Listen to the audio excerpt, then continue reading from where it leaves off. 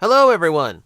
News roundup time again. That's the usual Monday thing now, and I'm probably not going to get to do it next week because this weekend I will be at MetroCon in Tampa, and that means on Monday I will be driving home and probably not in the mood to talk about the week's Transformer news as soon as I get back into my house. I'm going to be in the mood to talk MetroCon. So, yeah, this is going to be my last one for a couple of weeks, I think. So, let's get to it. So, for starters, we have new listings. And remember, the leak, when a leak begins, it takes a while for it to dry up. And that continues. We have listings now for Rise of the Beast Voyager figures, one named Apollo, code name. We don't know what that character is yet, but we do know who Butch is. Butch is the code name for Cheetor. So Cheetor is actually getting a Voyager class toy for Studio Series in Rise of the Beast. That's actually really different for him. That does really make me wonder what scaling is going to be like in this movie. I mean, obviously, Cheetor is going to be as big as the other Autobots. Well, you see, I can't even say that because it really doesn't make sense for them to have these animal alt modes that are as big as the other Autobots and Terrorcons. I genuinely don't know. I genuinely don't know what the direction is for this, but it's something to pay attention to because it looks like they're going to be doing a few characters at sizes they have never been at before. So keep an eye out. It's going to look good. Hopefully it's not just a retool of Tigatron. I just thought of that, and that's a little bit unsettling. But hopefully this is fine. Let's keep going with the listings, and this I think was the most exciting one that came up. We actually have a Legacy Voyager Metalhawk in the listings now. This is a 2023 leak because it has the EV in there. We're suspecting that means that the next line is going to be called Legacy Evolution. Speculative. It could be an abbreviation. It could be something completely different. But whatever it is, it's the 2023 lineup, and Metalhawk is in it. This immediately starts everyone speculating about what mold is Metalhawk going to be, because nobody believes that a character as obscure in the West as Metalhawk is going to get a completely original mold. And we have no idea what it's going to be. If it's going to replicate the original Pretender gimmick at the Voyager class scale, I don't really foresee that. What I'm expecting here is going to be probably his shell, like the outer shell, rather than the inner robot being represented, and then a much more mechanical face rather than the human one. So I'm basically expecting Metalhawk to just be a fully robotic version of the outer shell, rather than trying to replicate the Pretender gimmick, the human aspect, the inner robot that doesn't get as much attention.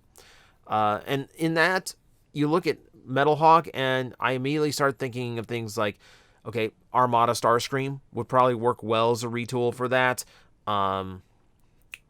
Who else? Someone said Straxus potentially if they go with Straxus, Jaxus. I'm jumping ahead in the stories. Hang on, but no. There's a few molds that they could redo into a convincing Metalhawk. So this is one to keep an eye out on. Really exciting that a Japanese character is getting a mainline release in America and the rest of the world. That actually has me hopeful for a lot of characters that really haven't been touched by generations yet because they're locked to overseas fiction. So keep an eye on it. Another listing that came up, War for Cybertron Barricade, and this does nothing to dissuade all the rumors and speculations about what this is going to be. Is it War for Cybertron Netflix or War for Cybertron the Activision games? So it really wouldn't make sense for a Studio Series release to be based on the War for Cybertron Netflix cartoon. That's an animation studio, yes, but we've been using all the other lines for animated releases for actual cartoon characters. There really isn't a reason to do that in Studio Series. It's kind of a stretch of the terminology Studio Series. At that point, you could basically release any Transformer character in Studio Series with that justification. The popular opinion, what everyone I think seems to want, is for this to be based on the Activision games. The trick there is Hasbro may have to renew a license with Activision in order to use those designs. It's not guaranteed that Hasbro owns the designs themselves, because typically, when you have an outside party developing and designing for your company, you make them sign a contract that says whatever they create becomes the property of the parent company. Otherwise, you end up with a Ken Penders situation for you Sonic the Hedgehog fans out there. I can't foresee Hasbro actually making a mistake like that, but it is possible. And if they have to renew a license with Activision to release those, that might be a little more expensive than it is worth. Those games were not particularly popular or well sold. The designs are cool, but, you know, I can see Hasbro being reluctant to put the extra cost and effort into releasing designs that aren't as well known as other characters that Studio Series could, but has not yet touched upon. So, grain of salt.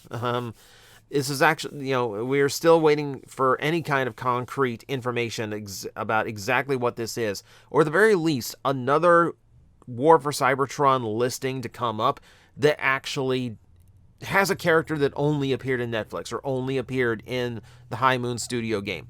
Time will tell. So, I slipped before and mentioned the name Straxus. Yes, a listing did pop up that actually had Straxus as a leader class legacy figure. Now, we have actually been given an update on this. So the release date for that listing said October of this year rather than next. All the leaks have been for 2023, except for this one. So the listing itself seemed to be an error, and it was actually meant to be the leader Dragon Megatron. The expected Transmetal 2 Dragon Megatron released in Legacy. But one has to wonder how a name as random as Darkmount, who is the legal name for Straxus, one has to wonder how that actually got thrown into a listing at all. Clearly, Hasbro is designing it or had plans for it. Now, it could be canceled, could be delayed. Don't know. It is worth pointing out that Straxus in the comic books does have an alt mode that very much looks like a flying version of Galvatron's canon mode. So if it's going to be a retooled leader class character, odds are yes. It's just an easy way of reusing the Galvatron mold. Would not put that past Hasbro in the least. So another one to keep an eye out on to see if we get any more information about if a new Straxus toy actually exists. An obscure character at leader class price point would actually be pretty ballsy of Hasbro. Kind of here for it. Another one in the rumor mill. So a entertainment leaker by name of Daniel Richtman, actually, does have a reputation for announcing things that are in the pipeline, has actually stated that there is a live-action Transformer series in the works for Paramount Plus. I would be worried about this. I would be worried about something like this before I saw what Marvel Studios is able to do with their Disney Plus series to actually be able to create a big movie experience on a small scale, small budget kind of project. Okay, you can kind of get away with that these days. I would not expect it to be like, a new, like a whole crew of Autobots and Decepticons, because the models for live action Transformer designs are too expensive. I would expect to get a human character as the protagonist focus, an Autobot, and then maybe one or two Decepticons being a thing in that one. I don't foresee this having more than one Autobot, period. And I expect they'll spend most of their time in car mode, talking to the character while in vehicle mode. Just my suspicion here. So I'm not expecting anything crazy. You do take this with a grain of salt because it's not confirmed, but the leaker has a reputation, so who knows? I'm subtly hopeful for this, but I don't expect a whole lot. Let's put it that way. Listings came up for a lot of Studio Series figures coming up, and a lot of legacy figures coming up. We have like all the the product detail descriptions, which give us a little bit of insight into what's going on in those toys. The most notable one is that there is a core class Rumble description. It does specify. I'm not exactly sure how to parse this, if I'm going to be honest with you.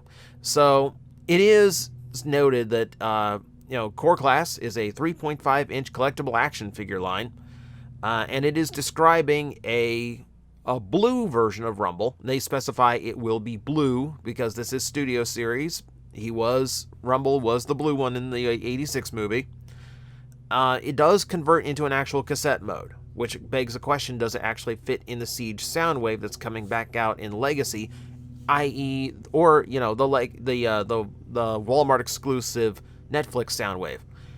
It does include the guns and the pile drivers that the previous Rumble and Frenzy molds did not have, so they could be re-releasing that and bulking it up to that price point, but it's still mentioning it's a 3.5-inch figure.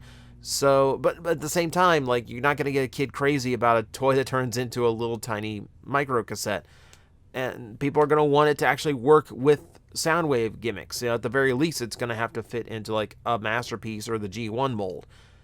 No idea what they're going with, but it is an actual cassette.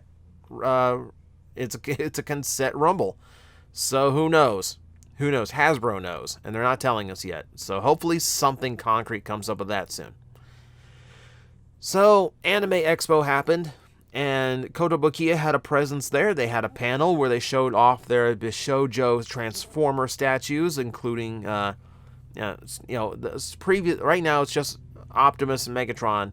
Bumblebee on the way, no reveal yet, but they did do an audience poll to ask who do you want to see next, Starscream, Soundwave, or Jazz, and Starscream absolutely got the biggest reaction out of the crowd.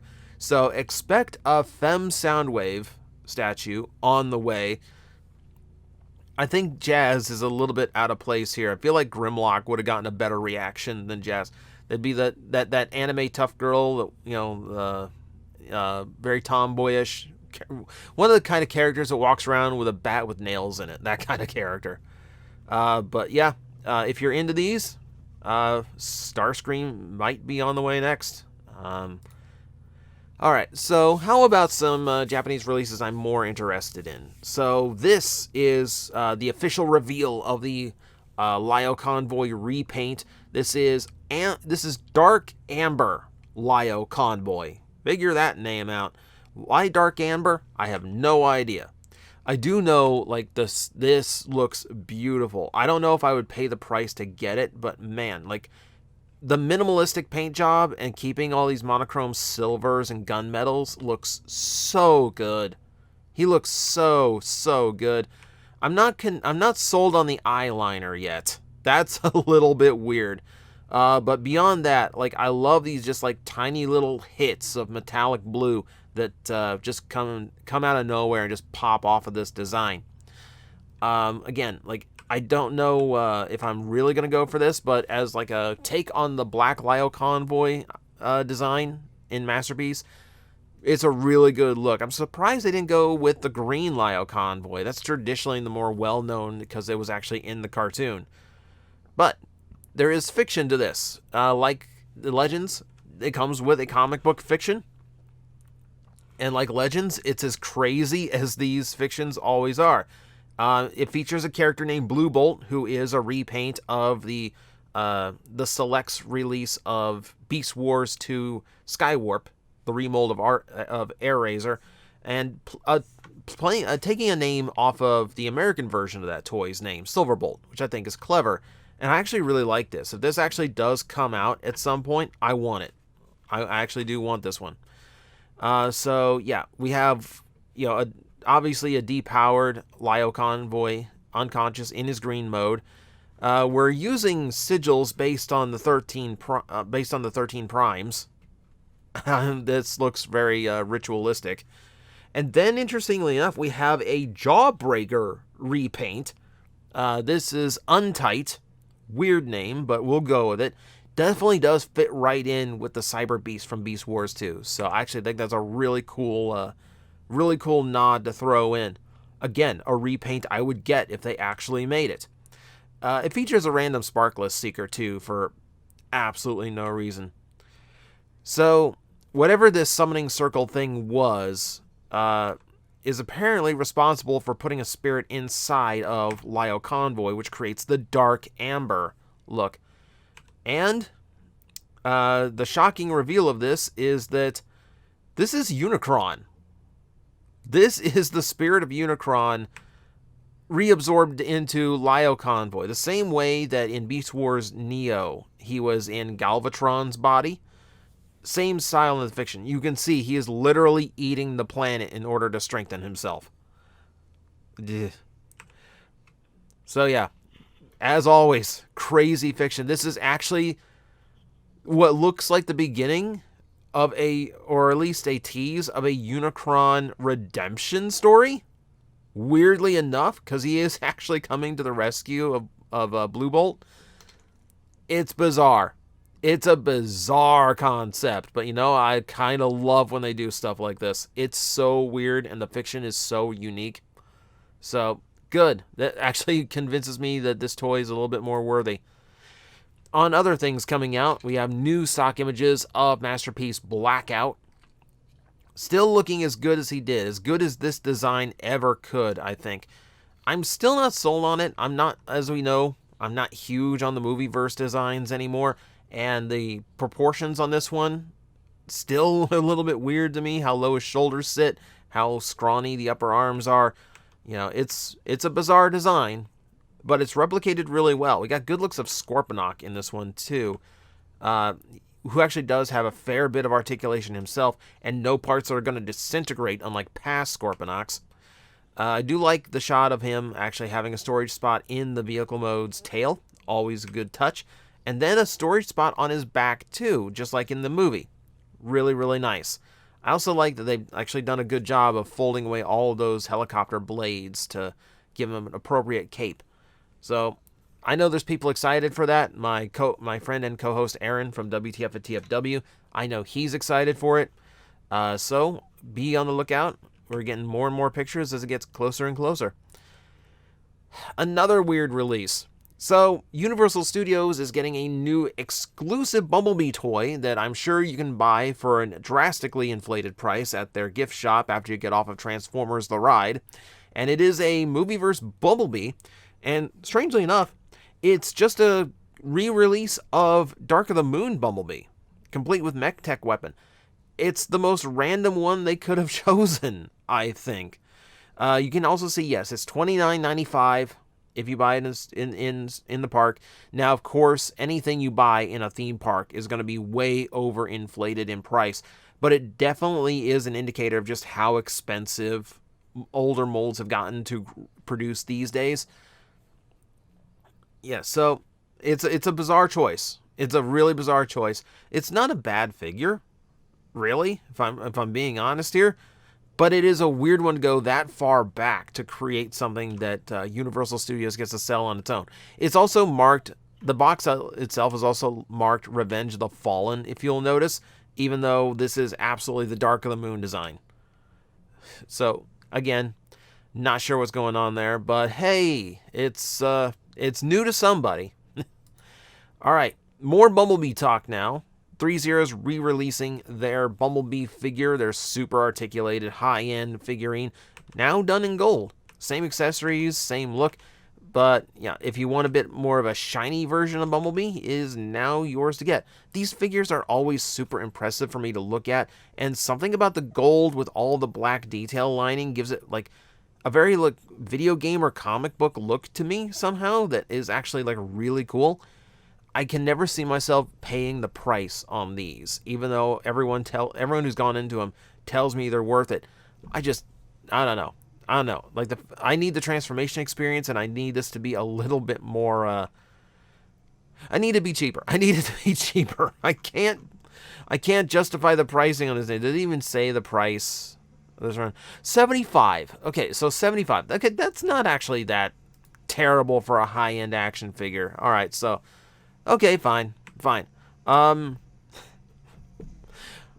we'll see. We'll see how finances are in November. I might be tempted on one of these because this actually does hit me a little bit stronger than the yellow one did. All right, on to other things that you can spend a lot of money on. So there's a Lego affiliate that is releasing display cases for your Lego Optimus Prime. I still haven't gotten this set. I've got probably a dozen Lego sets I haven't had the time to put together, so I didn't want to add one more to the pile, literally. There's two versions. There's one limited to 750 that replicates a scene from the Battle of Autobot City, and then there's another one that replicates the box art to the original G1 toys, like that famous grid background. And originally I wrote this off as just, oh, it's just a plexiglass box with a cardboard print at the back. But they've actually put a little bit more effort into it than this. The Autobot City one is actually a lenticular design, which is actually a really cool touch to add a little bit of animation to the design. And these are specifically numbered, so you actually do know, like, it is a limited product. And then there is the other, only 250 of this one, and this one definitely has the cooler effect to me. Not only do I prefer that grid in the background, that bright yellow flash behind it, they've created this really cool reflective effect. Look at that. Super, super, super cool. So depending on how you light this thing, it's just going to set that design on fire. Figuratively. But super cool effect. So that's a little bit more worthy. I was going to like leave this out, but like this like animated GIF alone sells me on that. All right, one more little tidbit before we go. So Hasbro and Nickelodeon are both holding off a lot of information right now. We know Hasbro is getting a lot of toy news ready for San Diego Comic-Con, a lot of special releases and announcements, and we also know that Nickelodeon is going to have a presence at San Diego Comic-Con to reveal a lot more details about Earthspark. We've gotten a few character names, we've gotten some voice actors announced, and that's just about it. We get little tidbits, some new listings, and we got the name of one of the gimmick lines. I'm holding off on talking any more Earthspark until after San Diego Comic-Con, after these panels, because then we're going to have a lot to talk about. And that's where the meat of our conversation is going to come from. So for now, I'm ignoring the little tiny tidbits that we have gotten for this series because I'm waiting for the main meal that's just like a couple weeks off at the most here. So that is going to be it for this news roundup. Thank you guys for joining me. I hope you're now caught up on what is going on in the world of Transformers for the week. Remember, none next week because MetroCon.